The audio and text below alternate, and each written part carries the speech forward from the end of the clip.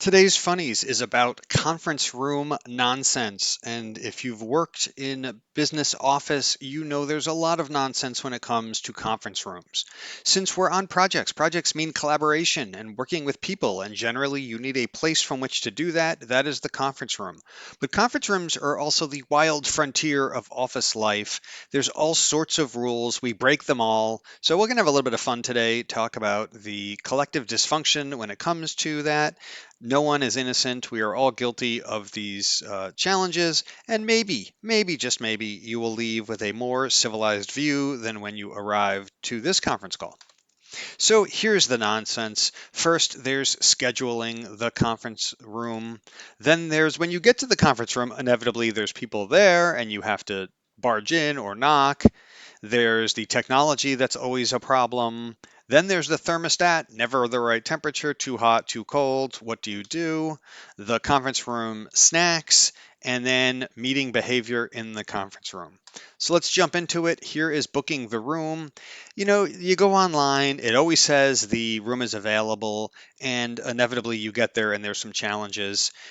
You book it for a particular part of time, and sometimes you'll have the 30-minute booking, and they're really there for an hour and a half or 2 hour occupation.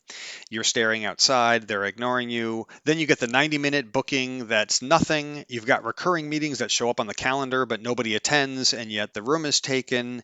You've got the person who sneaks in for a quick call, and they're taking the call with their hand up to you, telling you to be quiet. You've got the double booker who just pretends like they didn't know that you had the room, even though you totally did. And then the walk in squatter who thought it was open. So you can't even get to the room before you have to deal with the booking nonsense. But once you do get to the room, what do you do when there's people there? Do you hover outside? Do you jingle the handle? Do you kind of peek in and say, "Are you almost done?" Right? That's the classic. Do you wait for acknowledgement before barging in, or just barge in yourself? You might not want to stick your face against the glass and just peek in, although that's probably an effective technique. And if it's occupied, don't pretend you didn't see. Just be polite and make your way into the room. Then, when you get in the room, there's the technology where the cable only works for one port in one laptop that obviously nobody in the room has. Then you got to find the right input and scroll through things. The projector just refuses to recognize you or your cable or your computer. There's a lot of alt tabbing, maybe a little bit of cursing. The speakerphone that amplifies breathing but not voices. You've got the laptop that all of a sudden decides now it's time for an update and a reboot while just before you want to present. Then the screen goes blank and everybody takes a pause.